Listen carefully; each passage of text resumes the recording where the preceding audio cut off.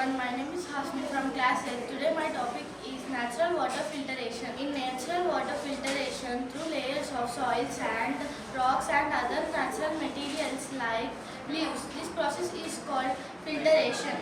In natural water filtered through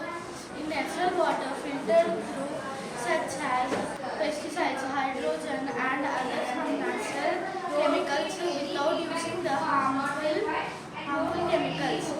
People in big cities use the network of water pipelines. These are mud water. These are big rocks. When we pour mud water, the water will come purified. Shall we check that?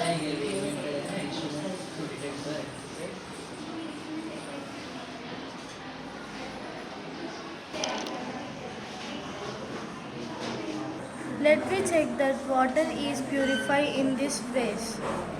See, water are filtered in this way.